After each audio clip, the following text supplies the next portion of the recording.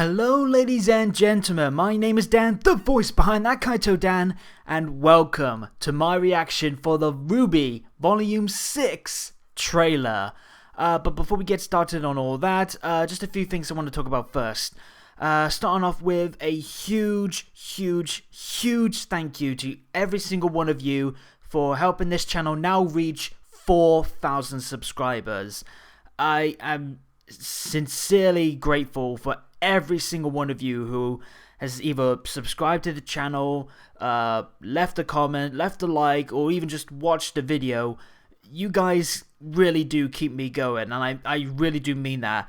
I've admittedly been in a bit of a personal slump, but seeing the channel pass 4,000 subscribers, a number I never thought I would get, and just seeing all the support that I've been getting ever since day one, you guys really do keep me going, and I genuinely mean that. So from the bottom of my heart, thank you so much for supporting this channel, and here's to the future. But also, if you haven't seen, I recently put out my first ever RWBY theory video on what I think could be Oscar's semblance. If you haven't seen that, I'll leave a link to it in the card in the top right of the video and in the description down below, and I'll also leave a link in the description to a actual response to that theory I got from a fan who I'm sorry, the name escaped me right at the moment. I had it in my head, but I'll leave the name on the screen right now, and I'll leave a link again to the response. It's a fantastic read, going over elements that I wish I could have done in my theory, elements in her own theory that looks so interesting, and it works so well with mine as well, and I'd be happy with her theory coming true, let alone mine. And also, you should check out her art, because I checked over it last night. That's some fantastic art she's got right there. So, again, check out my Oscar semblance theory video. Check out the fantastic read from the person whose name escapes me at the moment. And, yeah, be sure to check out both of them in the links provided. But that's all that done. It's time. The hype train for Volume 6 is heading into the home stretch. We've got ourselves the Volume 6 trailer. A lot of people were asking, are we going to get a trailer? And I knew we were going to get one. It was just a matter of when. The only question now is, are we going to get the Volume 6 opening before the season starts, or before the premiere event, which is 2 days beforehand in the select cinemas? So I have to keep an eye out for that. But I'm rambling at this point. I just want to get into this. So let's look at our first tease of what's to come with the 6th volume of RWBY. So, count it down with me. 3, 2, 1. And we got snow, of course, because we're heading to Atlas. Oh boy, here we go. The guy! What's that on the bumblebee? Is that a person, or it looks like a pile of boxes?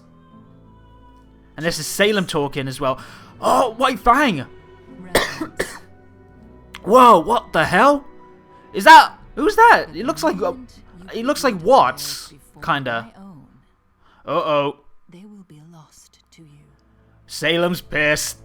Tyrion! Oh, Tyrion, what are you doing with Emerald?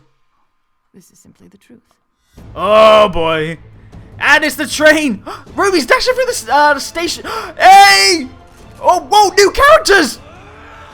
Oh, Adam's pissed as well. Oh, God. Whoa, who are you?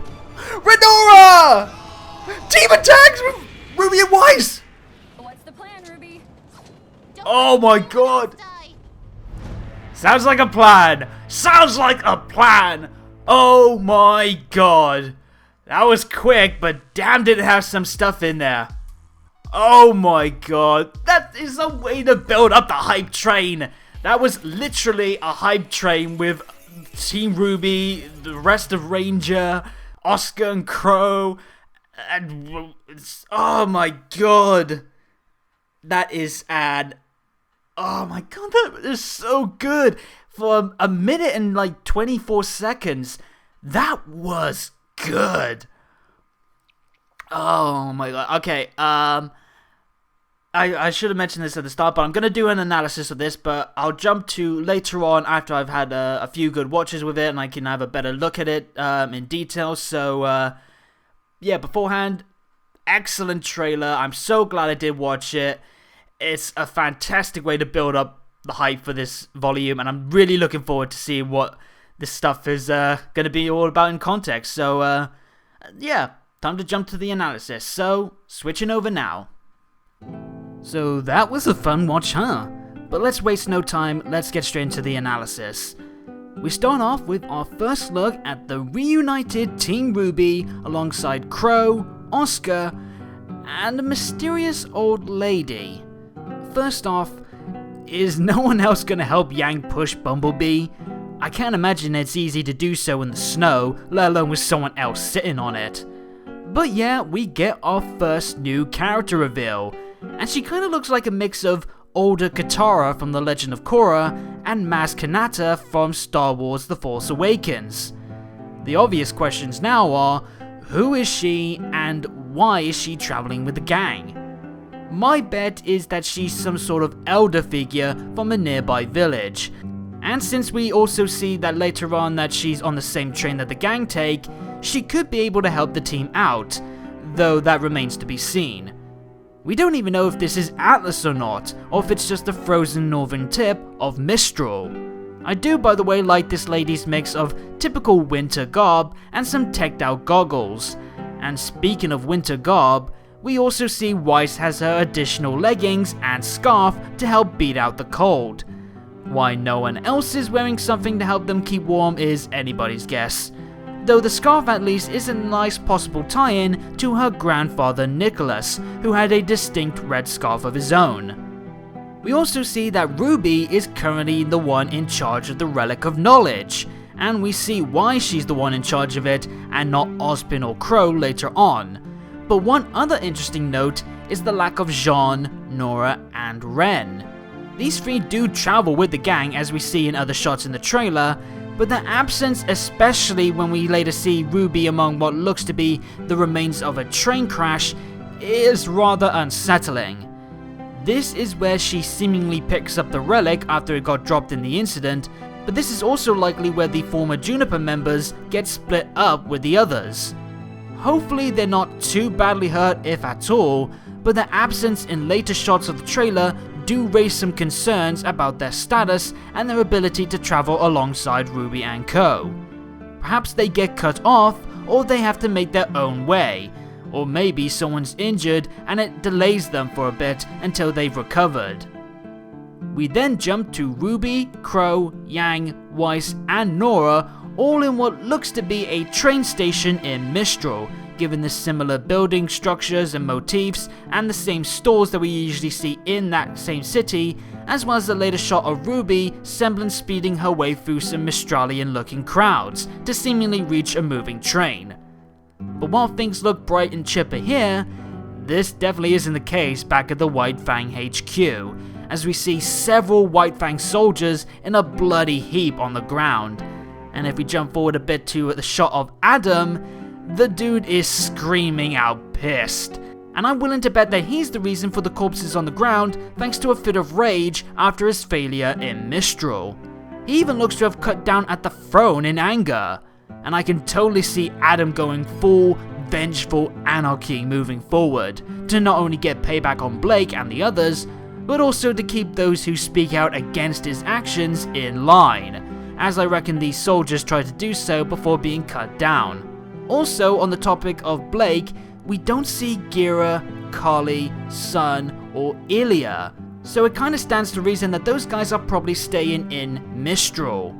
Then we got this little weird scene. A bunch of people on their knees bowing down as someone floats down to the ground.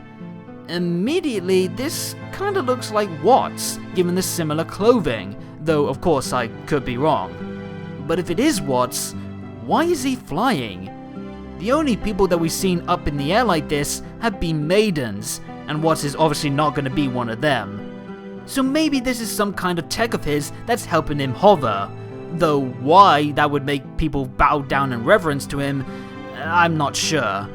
It's easily one of the strangest sights in the trailer, though for now the best I can guess is this is what's showcasing his own brand of power. As all of this is going on, by the way, we also get more of Salem's menacing monologuing, and by the sounds of it, it's the Wicked Witch reminding the person that she's talking to not ruin her plans because of their personal vendettas. She expects those in her faction to put her desires before their own, and after both Cinder and Adam went into business for themselves, she will not tolerate such actions again. As to whom she's speaking to, well, it's more than likely Emerald, since we see several shots of her with Salem. And if my theory about how Emerald could play into that mysterious woman from the poster is correct, I'm willing to bank on Salem now trying to elevate Emerald in her emotionally unstable state as her new pawn, and her stern truth, as she calls it, is her threatening Emerald to obey without fault, unlike her former mistress. Also, Tyrion's back, and he's looking as creepy as ever. Either way, I am so glad to see he'll be making his return, and of course with a new stinger. And he'll likely be joining Emerald on the hunt for the heroes, since he too has to keep in Salem's good books. Though we don't see any Hazel or Mercury, so their potential screen time is up in the air. And then we cut to the battle on the train, and the first sighting of the newly revealed Manticore Grim, and it looks super badass. The white spikes around its head, the sharp fangs and the ragged wings, it looks proper beastly. Some more fighting scenes with Crow, Jean, Nora and Ruby, and then we have more new characters. A trio who definitely love the colour purple. If I were to hazard a guess, this could be from the Mistral Underground, as these three do look like the sort of law-breaking citizens that would probably be underground and would be either, say, potential rebels, bounty hunters, or information brokers.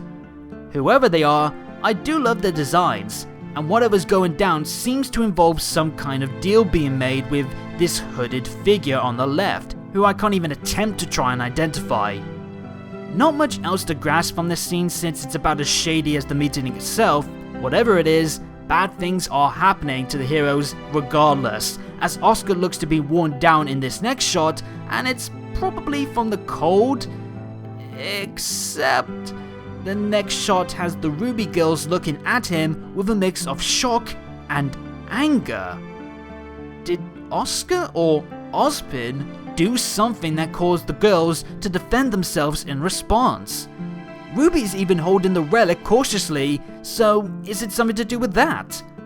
This is a really surprising scene. And with RWBY being the only one looking at Oscar in shock instead of anger, this may also test RWBY as much as it will test the level of trust in Oscar, or more than likely, Ozpin. We even say later on that Oscar is screaming out no. So whatever is going on, it's safe to say that all is not well in the hero camp. Cue some team attacks with the Renoa pair and the White Rose duo, with possibly RWBY saving Weiss from falling off the train, before the trailer ends with Team RWBY and Crow united as one, ready to take action. And that's about everything of note from the trailer that I can pick up. As ever, this didn't really offer up really big spoilers, but it sure did leave plenty of hints for what's to come that I will suspect will be in the first few episodes.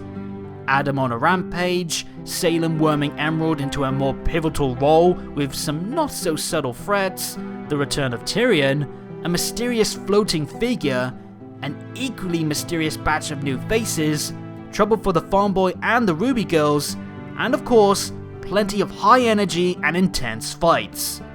Definitely a nice sample of Volume 6, that's for sure, and it sure did whet my appetite. Visually, the scenes also looked amazing, with the various colours popping off the snow, and the beautiful effects of the snow looking just fantastically well implemented. And all in all, this pretty much just kicked up my hype levels to maximum. The only thing that would seal the deal now is if we get the opening before the volume truly begins. But regardless, this was a short but fantastic trailer, and it sure as hell set the tone wonderfully for the next chapter of this series. But what did you think about the trailer? What's your take on some of the teasers? And what do you hope to see in the volume? Let me know in the comments down below, and while you're at it, please hit the subscribe and bell buttons to make sure you get every new video from me as they drop, and follow me on Twitter for more on anything RWBY related, as well as updates on future content and more. But until next time, have a good day or good night, and peace out.